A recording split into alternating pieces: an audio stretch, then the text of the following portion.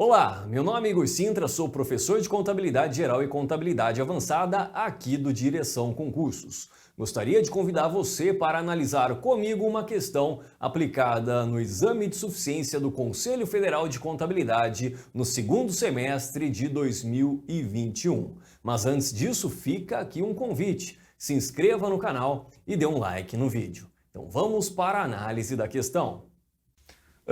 Determinada indústria, essa questão para mim foi uma questão totalmente problemática, né? E a banca não anulou essa questão. Para mim ela teria que ser nem anulada, mas alterado o gabarito.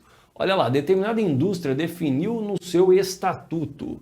Então ela foi lá, definiu no estatuto a constituição da reserva estatutária de 10% olha lá, do lucro líquido.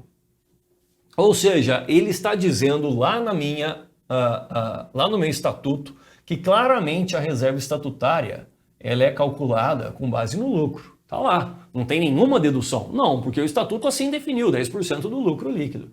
Aí ele fala que no exercício 2020 a indústria obteve 890 mil de lucro líquido. Os saldos anteriores das contas que compõem o patrimônio líquido eram as seguintes, tá aqui capital social, reserva estatutária e reserva legal.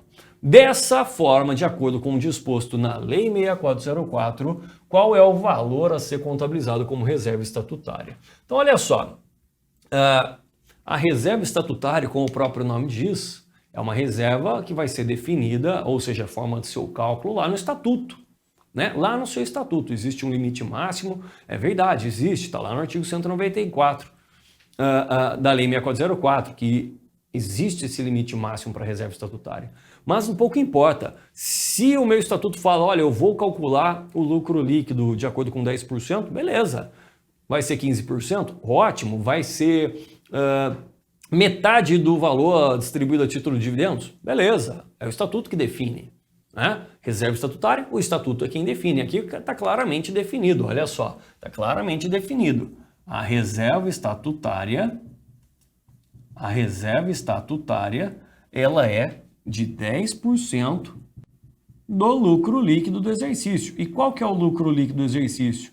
Ele falou claramente ali, ó, 890 mil reais. Portanto, de acordo com o estatuto, a reserva estatutária é de 89 mil reais.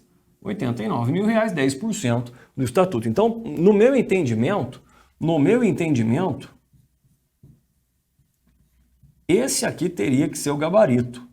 Vou colocar aqui, olha, professor Igor Sintra julga que esse aqui é o gabarito. Mas a banca considerou a alternativa C como gabarito.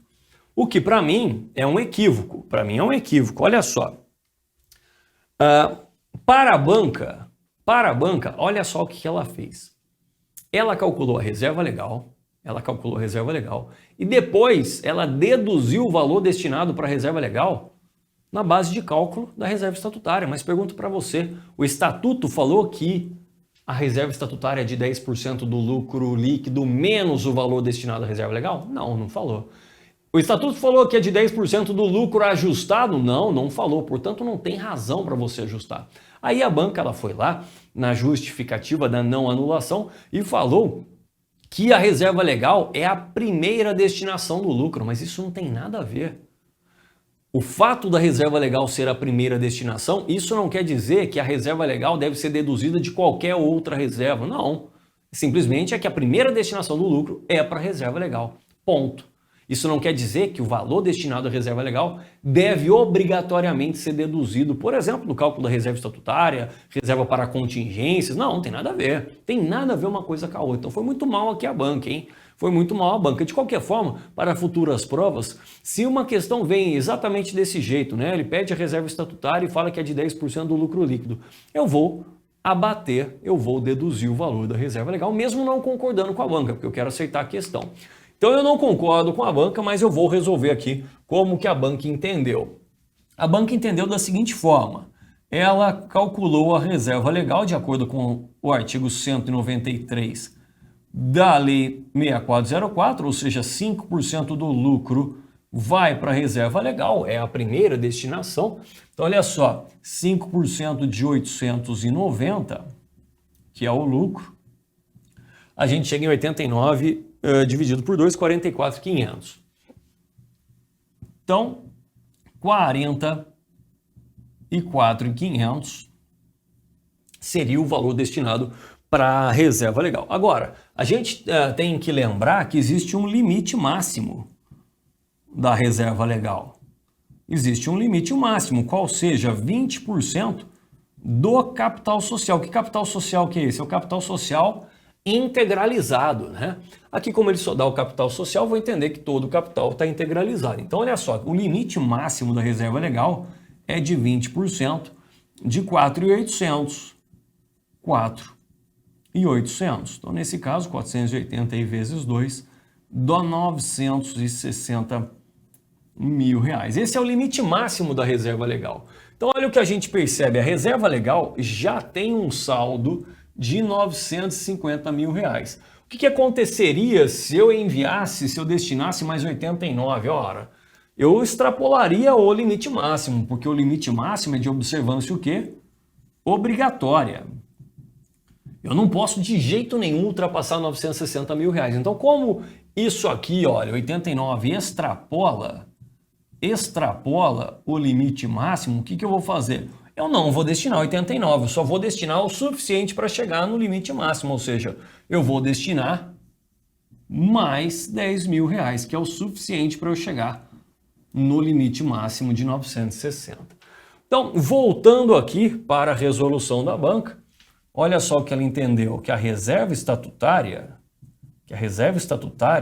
que é uma reserva onde o próprio estatuto define a sua forma de cálculo, olha que ele entendeu aqui o examinador, é de 10% do lucro líquido ajustado pelo valor destinado à reserva legal.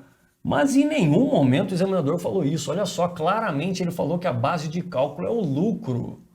Então não se confunde uma coisa com a outra. Tudo bem, a reserva legal é a primeira destinação do lucro, é verdade, isso está na Lei 6404, mas isso não quer dizer que eu devo necessariamente deduzir a reserva legal quando eu for calcular as outras reservas de lucros. Não tem sentido isso. Não tem sentido. Não tem sentido nenhum, tá bom? Não existe disposição legal que me obrigue a fazer isso. Mas enfim, só para a gente entender como é que o examinador chegou, olha lá, o lucro foi de 890, né? 890, e ele, olha só, deduziu o valor destinado para a reserva legal, que a gente calculou em 10 mil reais, né? Então, com isso, temos 10%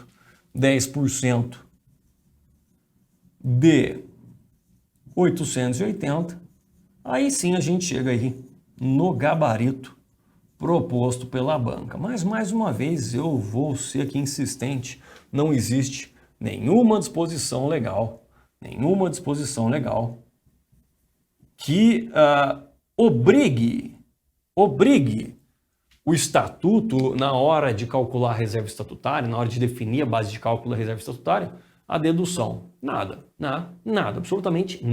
absolutamente nada. Aliás, por exemplo, quando a gente vai calcular dividendos, né?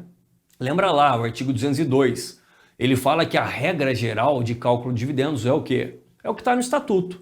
O estatuto pode, por exemplo, lá em dividendos, falar, olha, 50% do lucro líquido vai para dividendos.